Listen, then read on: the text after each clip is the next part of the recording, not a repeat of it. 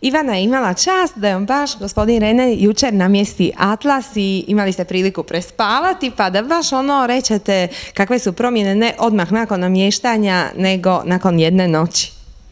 Pa evo, nakon jedne noći se puno bolje sjećam, mirno sam spavala, glavobolje su u principu odmah nakon namještanja su nestale, koje su bile stalno tu naprijed prisutne, to je odmah iza tretmana nestalo.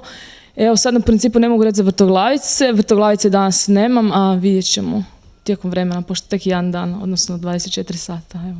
A gospodin Rene, što on želi reći u vezi vašeg namještanja, evo vi ga pitajte. Was würden Sie über meine Korrektur erzählen oder sagen? Ja, vorerst war es mir eine große Freude, dass ich Ihnen den Atlas korrigieren durfte.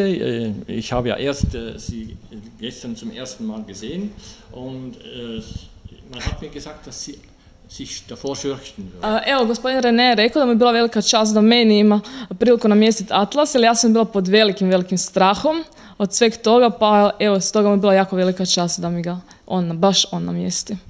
Kako je bilo iščašenje kod Ivane? Wie schwer war meine Atlasrotierung? Also Ihre Atlasrotation war relativ ausgeprägt.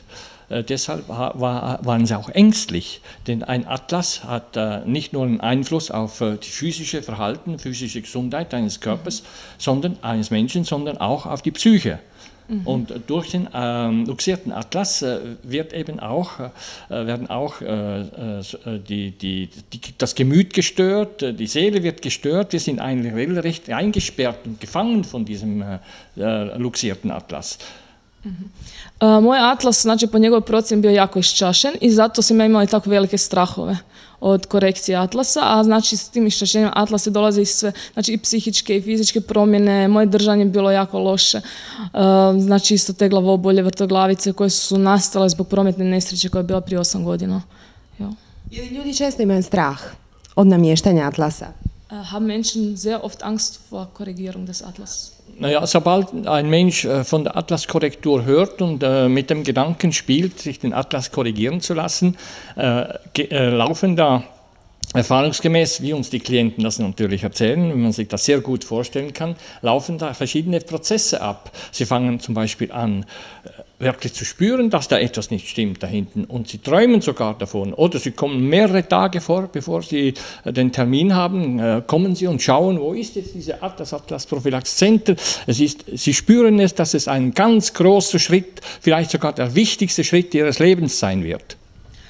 Naravno, znači da ljudi imaju straha od namještanja atlasa, ali čim mi počnemo razmišljati, odmah pogledamo internet stranice, pogledamo te časopise, znači počnemo sanjati o tome, pogledamo gdje se nalazi centar, znači sve više razmišljamo i sve više nas u principu to pušta i dođemo na kraju do toga da si namjestimo atlas, jer to je ipak jedan veliki korak za naš daljnji život.